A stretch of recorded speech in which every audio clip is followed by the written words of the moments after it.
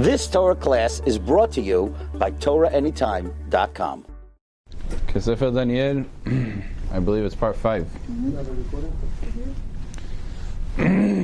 So we left off with Nebuchadnezzar and his cruelty, how he went ahead and he decided that since nobody of the wise men that lived in his time was able to interpret his dreams, he summoned all of the Kasdim. The Kasdim were the interpreters, they were the professionals, they did it for many years, and they were not able to go ahead and interpret his dreams, and he was angry, he was upset. Not only were they not able to interpret, they weren't even able to say his dream, and they said to Nebuchadnezzar, but how are we supposed to interpret a dream that we don't even know what it is? You're not even telling us what the dream is. He says, well, I don't remember the dream to tell you, so you're going to have to figure out both the dream and the interpretation. And they said, but we can't do that. Only a person who's godly can do that.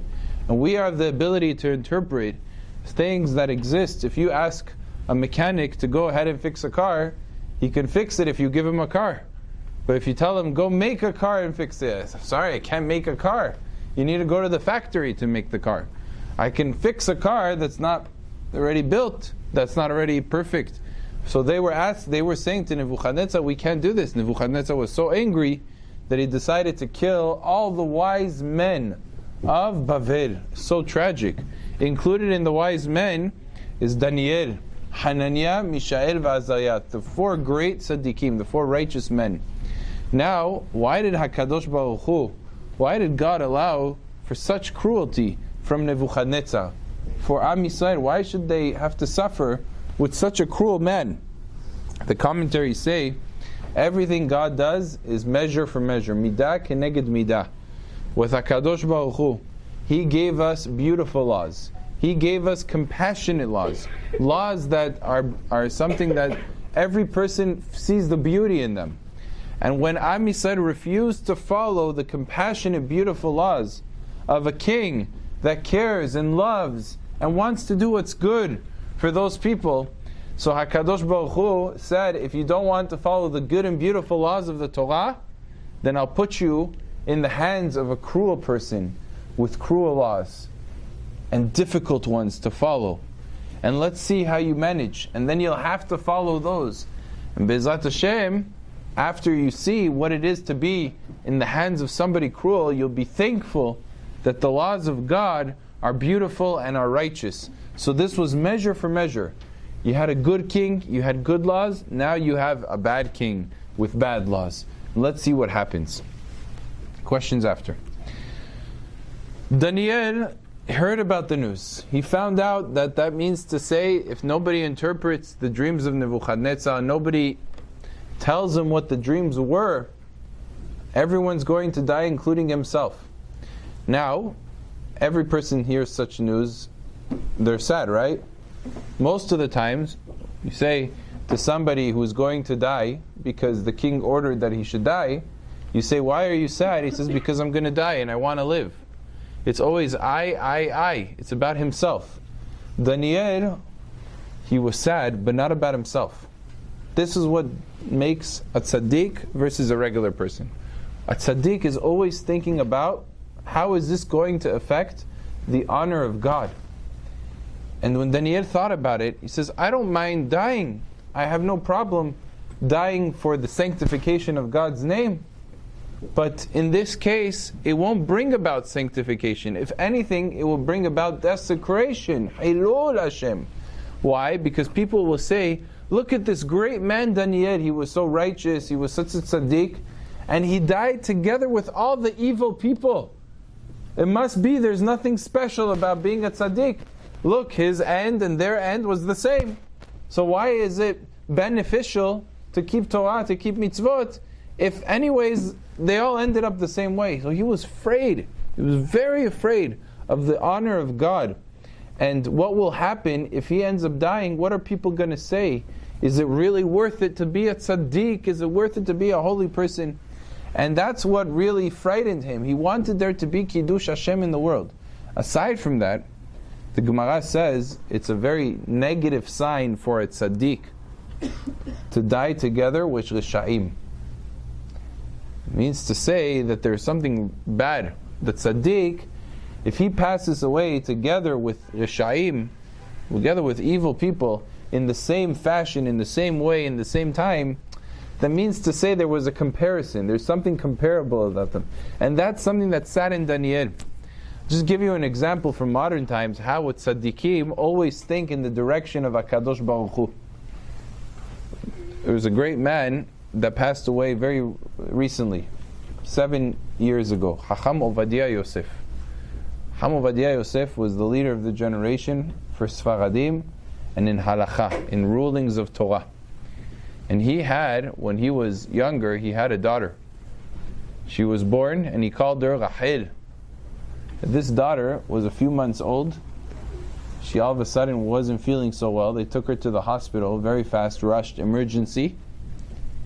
And the doctor took her, brought her back to the mother, and said, "I'm sorry, your daughter passed away. She's very ill, she was very sick, and she died." And of course, as a mother, she was very sad. Her daughter passed away, such tragic information. She tells her husband, Chacham Ovadia Yosef, Chacham Ovadia, our daughter passed away. And it says that Rav Ovadia started crying. The son says over the story, his father started crying. He cried and cried. And most of the people said, oh, he's crying because he lost his daughter. It's so sad for him. Like any person that loses his daughter, he cries. But they saw and they came closer to him and they heard him saying, the quoting over Gemara.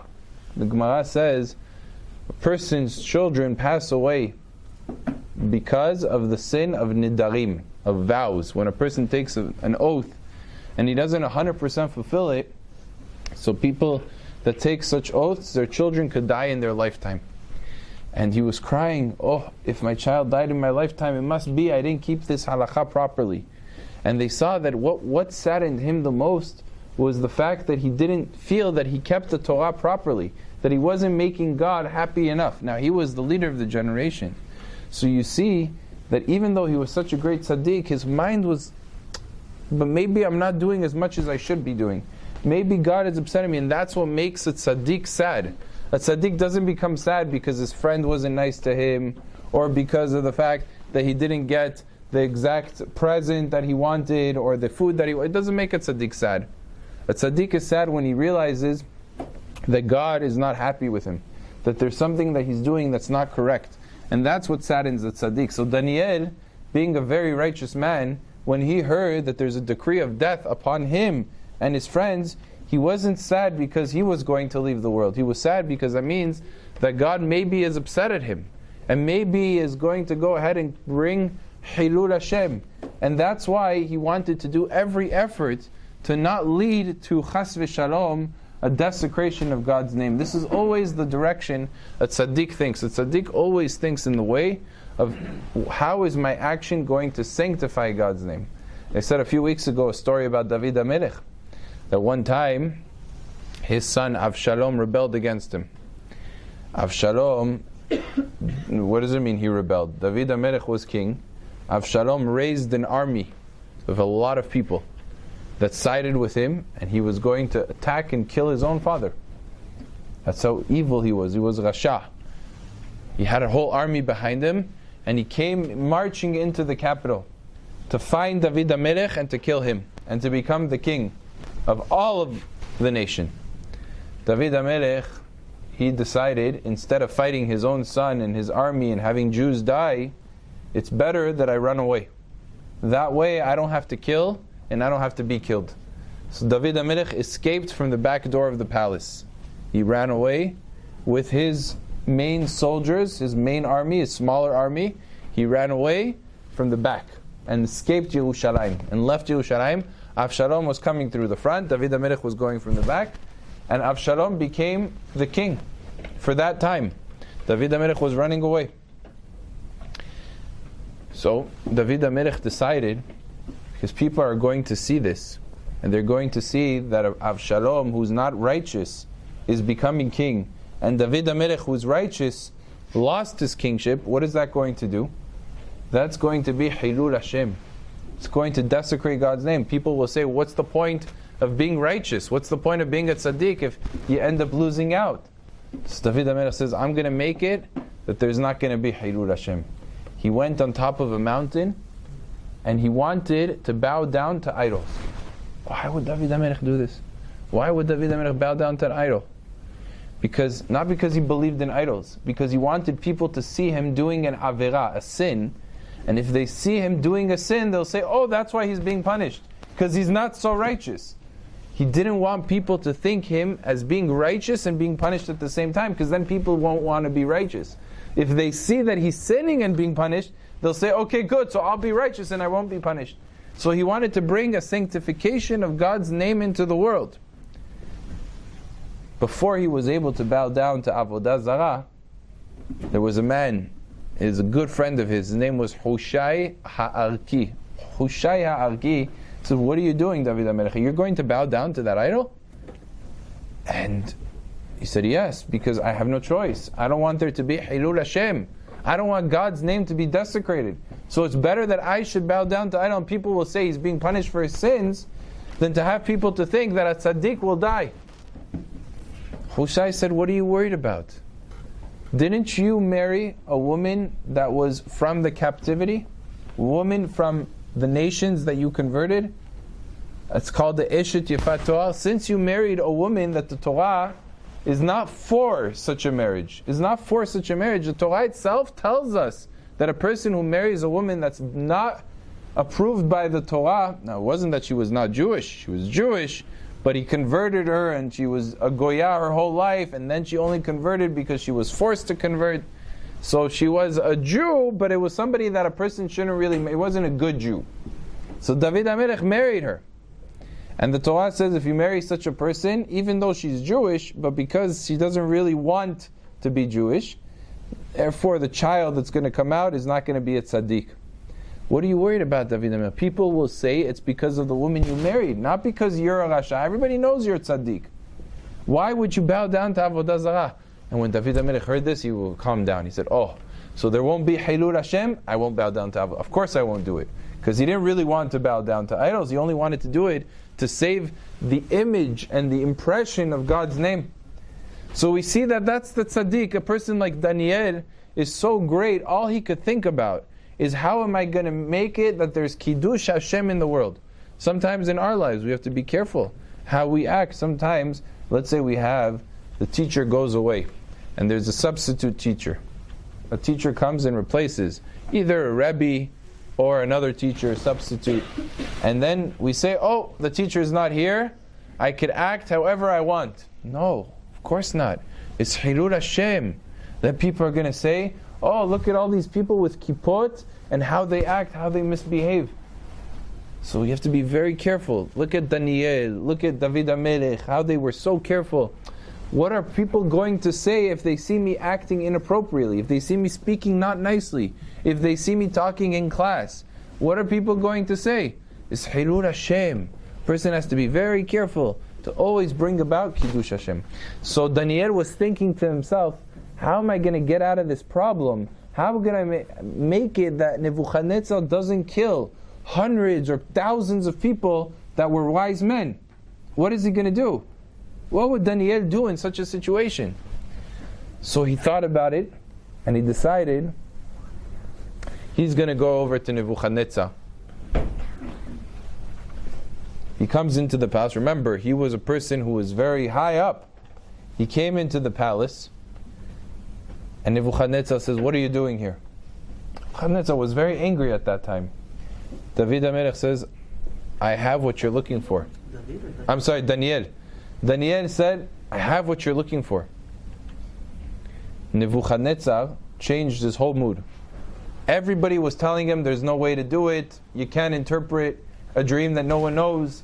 It can't be done. And here is Daniel saying, I can do it. I can tell you the dream, but I need time. Nebuchadnezzar says, how much time do you need? Because he didn't want to be stalled. Maybe he's not telling me the truth. Daniel says, I don't need 30 days. I don't need 10 days. I don't need a week. I just need one day, tomorrow. By tomorrow, I'll have the dream and the interpretation. Now, Did Daniel know the interpretation or the dream at this point? He did not. How was he so sure? How was he so sure that he's going to have the interpretation of the dream and the dream itself? In truth, he didn't know. He wasn't sure. But the bottom line is, Nebuchadnezzar is about to kill hundreds of people, thousands of people. And if Daniel doesn't do anything to stop it, it's going to happen. People are going to die. And it's unfair to those people that don't deserve to die. And including Daniel himself. So Daniel says, I have to tell him I know, so he stops the decree. And he allows me to interpret the dream. And also, he didn't just make it up. He said, if I pray hard enough to God, I know if I trust in God, God will interpret the dreams. He will send me the message.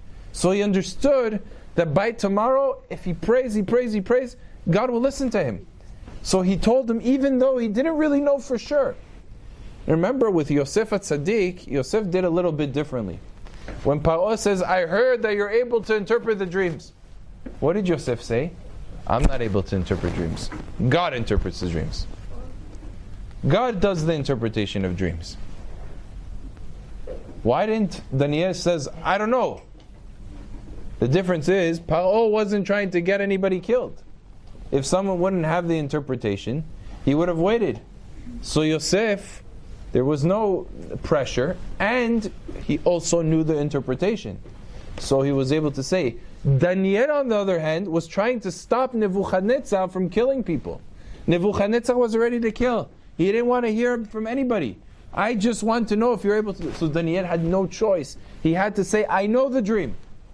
Also, if you look at the Malbim says something amazing.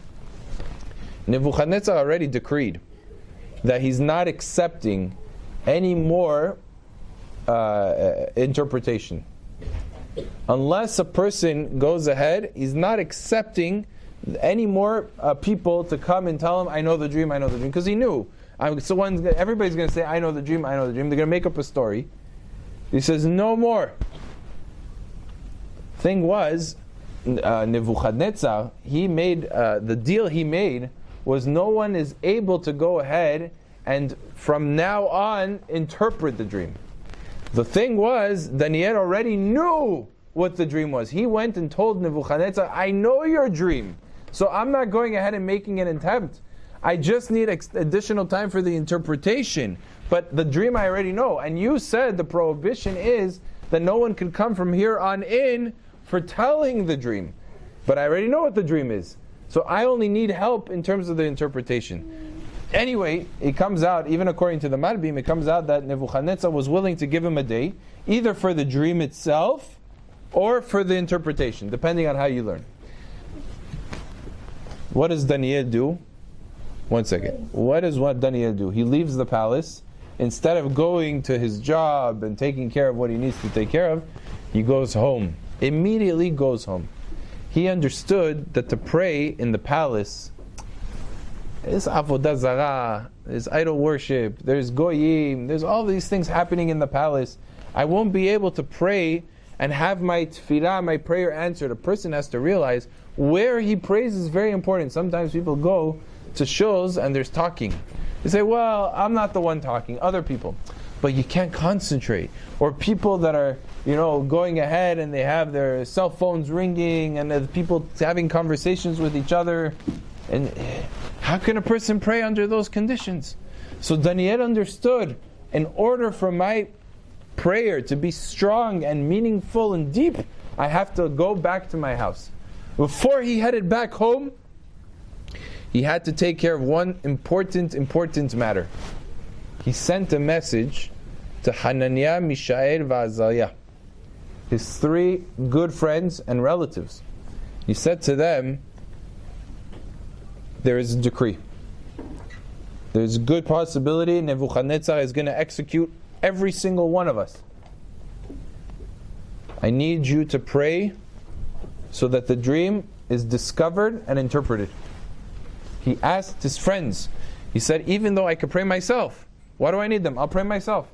He understood the prayer of a few people together is worth a lot more, is more precious, is more effective than the prayer of an individual. Whenever you have to pray and you need something, you have to go ahead and have other people do it. Let's say a person is sick, is not feeling well. It's so much more powerful when an entire Beit HaKnesset, entire congregation prays versus one person prays. So Daniel, he knew he needed merits. He said, Hananiah, Mishael, Azariah, I need you to also pray.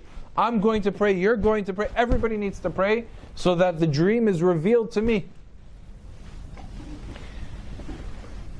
They were praying, Daniel was praying, he turned to HaKadosh Baruch Hu in prayer, and eventually HaKadosh Baruch Hu, after Daniel prayed really hard, that very night, he sends Malach Gavriel. Remember, Gavriel was the same angel that came to Yosef HaTzadik. As he was about to be released from prison, he knew that in order for Paro to designate Yosef as a leader, Yosef had to become very, very intelligent. Not just pure intelligence, but he had to know all the 70 languages in order to become elevated and viceroy of Egypt. Yosef did not know 70 languages. Gabriel came along and taught him. That very night, he taught him one language after another language after another language. And Yosef, his mind was so brilliant, and HaKadosh Baruch Hu opened the gates of his mind so much that he was able to learn all 70 languages in one night. Could you imagine learning all the material you have to learn from 1st grade to 8th grade? Everything, math, science, Torah, Chumash, Parshiyot, Gemara, all of that in one night. That's what he did. He was able to learn 70 languages with the grammar and the spelling and the writing. Everything Gabriel taught him in one night. It's because of the fact that Yosef needed it, and Gabriel went ahead and taught it to him. So too Daniel. Daniel needed to know the dream to save his life, to save the life of all the people. And Gabriel came and revealed to him the dream of Nebuchadnezzar together with the interpretation. What does Daniel do when he finds out what the dream was and what the interpretation is? What would an average person do? I'll go to the king. Right, that's it. I found the dream. Go to the king and say, I have great news. Daniel didn't do that. The first thing he did is he sang a song and a praise to God. It's a beautiful song. It's the song of Daniel, where he thanks HaKadosh Baruch Hu. It's a special thank you. And over there he praises God's abilities. For example, he says there that HaKadosh Baruch Hu can reveal what is in the darkness. And what does it mean that he's able to reveal what's in the darkness? It means to say that what's dark? Dark is something you can't see. What's one of the things you're not able to see? So the most basic thing a person's unable to see is someone else's thoughts. I don't know what anybody else is thinking. I could only know what they say, what they do. What they're thinking is not something maybe I could guess what they're thinking, but I won't know what they're thinking. But God is able to know what a person is thinking. And there's a beautiful example that's brought down in the Midrash. The Midrash says that one time there was a king who was an architect. He decided that he's going to build himself a city. And from scratch, there was nothing there. He was so smart that he was able to design buildings, build them. He built a whole irrigation system. He built libraries. He built streets. He built bathhouse. Everything. He went ahead and constructed the whole city. And he was the king. People moved in. People lived there. People loved it. There was a problem. The problem was that there was a group of robbers that every week they would hear on the news, robbed this store and stole hundreds of thousands of dollars. In this store they stole money. They went ahead and they stole jewelry, merchandise. And every single time there was police in the city. The police would come, they would call 911, police would come, look for the robbers. They knew basically the area. Search, they would never be able to find. They would bring the best detectives, the best people that were able to look. The king found out about this, that there were robberies going on and they're not able to catch. He says, how come? He calls the chief police officer. He says, excuse me, how come you haven't caught them yet? He says, the honorable king, We keep searching, we keep looking, every time we think we have them. I don't know, these robbers seem to know the city so well. They know every hiding spot, every area, every location that a person can hide, and we can't find them, we can't find them. The chief officer, he continued, he said, even our best detectives can't locate these hidden places. The king looks at him and he's angry. He says, fool, how come you didn't come to me before? I designed the city. I know every nook and every cranny, every corner, every den, every hiding spot, every tunnel. I know because I built it. I know the city better than the robbers know the city. Why didn't you tell me before? And indeed, the next time it happened, they called the king. The king explained to them exactly where they need to look and where they're going to be, and they found them. They caught them. Same thing with HaKadosh Baruch Hu, Yishtabach Shemo. Sometimes we human beings, we say we did, we think we know, we think we understand, we're not able to do. We have to realize, HaKadosh Baruch Hu, He is the one that mastered the human being. He created the human being. He knows the thoughts of every single person, what he's thinking, what he has in mind for the next 20 years, what he has in mind, even better than the person himself knows the thoughts. Because HaKadosh Baruch Hu designed us and made us and created us. So He knows. And Daniel praised God for having the ability and the knowledge of people.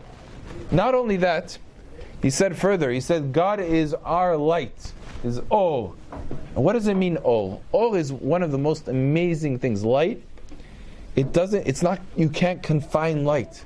Light is something you cannot go ahead and you can't trap. It exists in the past, it exists in the present, it exists in the future. HaKadosh Baruch Hu gave us the gift of light to somehow, on some level, understand the concept of spirituality and the concept of continuousness and never-endingness as light is. Everything else is finite. Everything else is limited. Light, it penetrates, it continues, it goes, it doesn't wear out, it doesn't become decayed or anything like that. And Daniel compared HaKadosh Baruch Hu to the creation that he created of light, which actually sheds light onto HaKadosh Baruch Hu.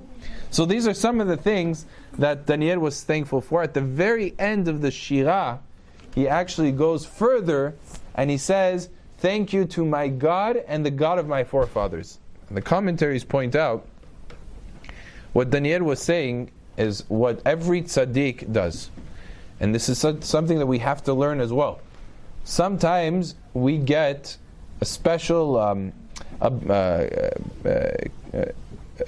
instinct, a special idea that enters our head. Let's say, for example, a teacher asks a question and somebody raises a hand, there's a beautiful answer. Comes to his head, a beautiful idea.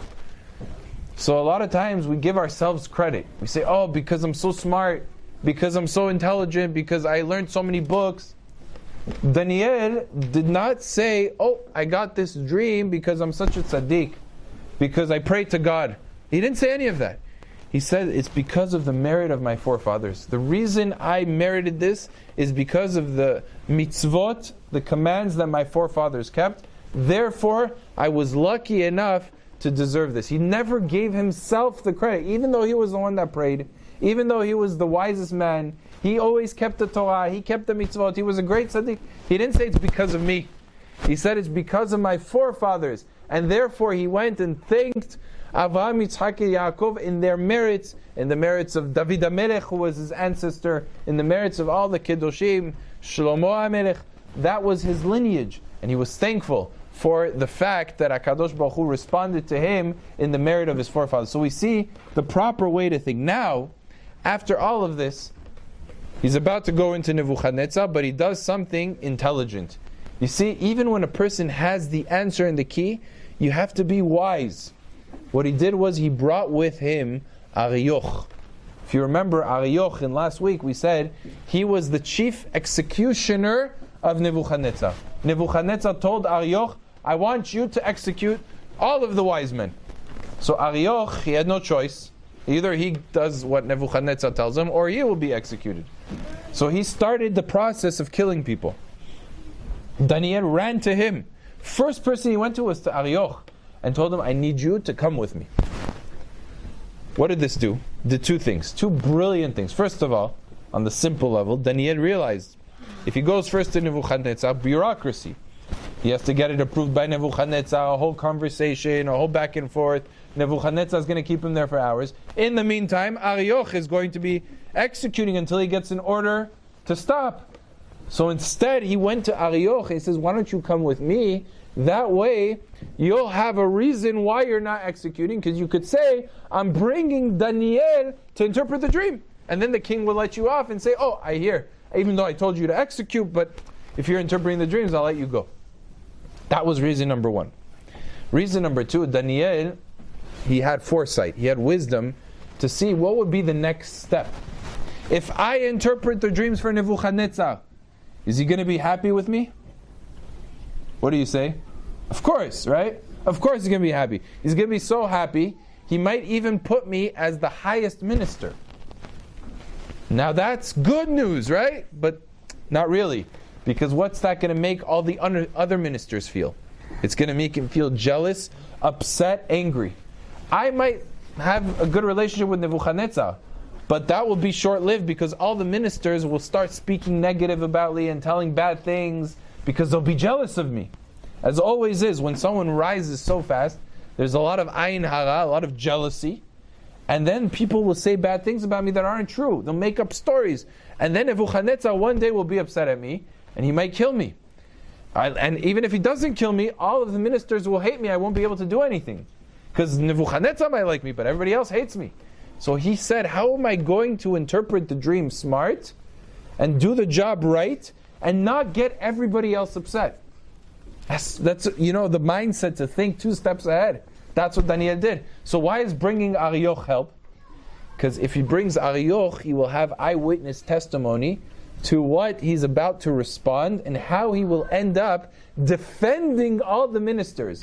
And therefore, if Daniel were to tell the ministers, I tried to defend you, they won't believe him. But if Arioch, who is an eyewitness, says, Daniel did his best to defend you, then they'll say, you know what? We don't hate him. We like him. Because he cares about us. He's our fighter for us. And then they won't be upset at him. Imagine the wisdom. Now, him and Arioch come before the king. The king turns to Arioch and says, as was expected, what are you doing here? What are you doing here? I told you to go ahead and execute. So Arioch, he was expecting that, and he says back to Nebuchadnezzar, my honorable king, I know, I'm so sorry, but I have to tell you, there is something here that you really, really want to hear. And this is Daniel. You know Daniel. Daniel is a wise man. He's able to interpret your dream. I'm bringing him before you to interpret your dream. So Nebuchadnezzar here, you have the ability to interpret the dream. He says, yes. You're who I spoke to yesterday about the dream. Yes. He says, okay, Arioch, I let you off the hook. Good. You did good. Arioch was happy. Oh, Hashem, Nebuchadnezzar, calm down. Now he turns to Daniel. And he says, Daniel, this is a dream that nobody was able to interpret. My wise men told me there isn't a person under the sun that's able to interpret this dream. That's why I had everybody executed. What makes you think you have the interpretation? Now Daniel is in a tight spot. Right? On the one hand, you could say, they are not as smart as I am. I'm smarter, so I'm able to interpret the dreams. But if he says that, he's making all look bad. On the other hand, what else is he going to answer? How come they weren't able to do it and he is able to do it? He says brilliantly. He realizes, and this is why it was important for Daniel to learn the Torah. He learned the Torah every time he would come before Nebuchadnezzar. He would learn about Yosef coming before Paro.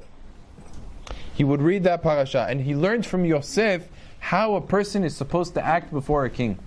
It says similarly that every single time the Talmidei Chachamim, like Rabbi Yehuda Nasi, every single time he would become before the Romans, he would read Parashat Vayishlach, where it talks about Yaakov Avinu meeting Esav. Why did he read that? Because Yaakov Avinu represents Am Yisrael, it represents us, the nation of Israel. Esav represents the nations of the world. It represents Rome, of the time, America of the time. Before you come before a governmental official, read the parasha of Vayishlach, see how Yaakov Avinu acted, and learn from Yaakov Avinu. When a person learns from the wisdom of Avot HaKedoshim, he is imbued with a sense of strength, and he knows what to do. Everything is contained within that parasha. So Daniel looked at Yosef and how he responded with Paro. He says, how did Yosef respond? He says, I'm not the person you think I am. It's all about HaKadosh Baruch Hu. And that's exactly what Daniel said. He said, all your wise men are the wisest that there could possibly be. There isn't a wise man in the world that's able to interpret this dream. Everything they said was right. You shouldn't be angry at them, Daniel was implying. You shouldn't be upset at them. Everything they said was correct. This isn't feasible in a physical way to do. However, I received from God the interpretation. And that's the difference. I got this from God. A human being can't do this. But God is able to do this. Now, by the way, he was also implying, right? He was saying another thing. He was kind of trying to calm down Nebuchadnezzar, because one of the things that was upsetting Nebuchadnezzar was, wait, you all told me to destroy Beit HaMikdash, and look, now I don't have an interpretation for my dream. So Daniel was sort of saying, even though Beit HaMikdash was destroyed, we still have wise men. So you shouldn't go ahead and kill all your ministers for giving you bad advice, because look, there's still people in Am Yisrael that are able to interpret your dream. And that way, Aryoch, who was listening to all of this, what do you think he did? He told all the ministers, oh look, Daniel is backing us up. Daniel is trying to defend us. He's there for us. He's supporting us before Nebuchadnezzar, which takes a lot of, fortitude, a lot of strength to do that. And then the ministers realized. So Nebuchadnezzar heard out. But of course, the most important part, okay, so what was the dream? What was the dream and what was its interpretation? At the end of the day, what did Daniel actually say to Nebuchadnezzar?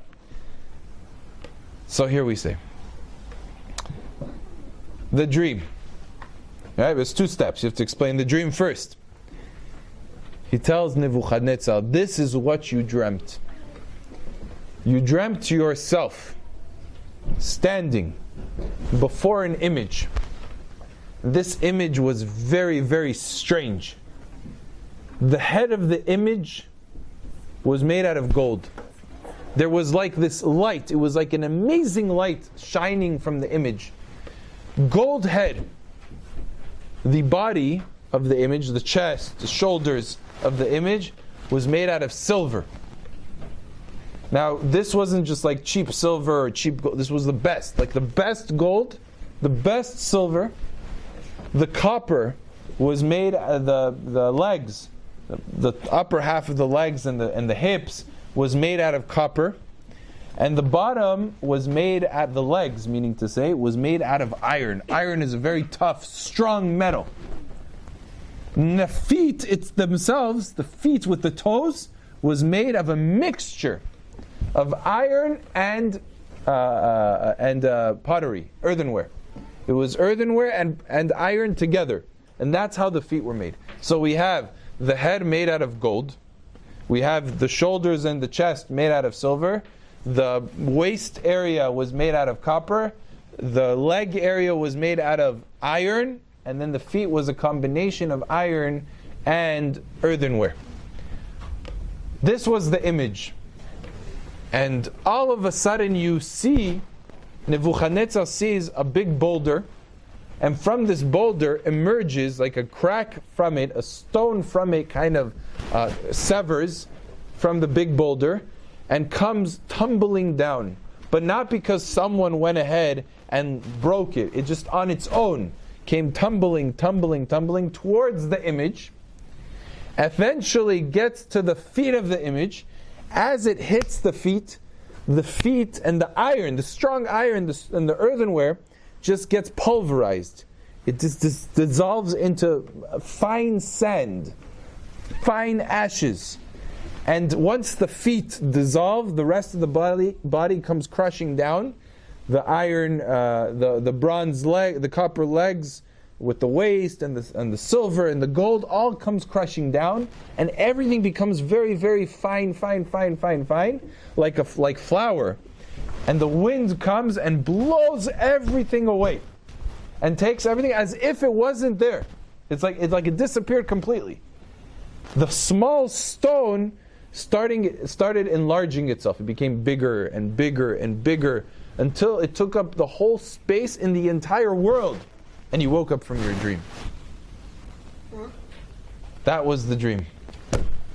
Nebuchadnezzar hears this, stroking his beard. Says that was the dream. He nodded. He knew that was the dream. And he knew Daniel was onto something. But that was just the first half of it. Now you have to have the interpretation. You did good on the first part. The hard part was the dream itself. Remember, all of the astronomers, all of the Kasdim, they said we can't interpret a dream, we don't have the dream itself. So the hardest part was the dream. Daniel knew the dream. He got it from Gabriel. But what about the interpretation? The interpretation we're going to say Bezat Hashem for the next week. Baruch Adonai le'olam. Amen ve'amen. You've just experienced another Torah class brought to you by TorahAnytime.com.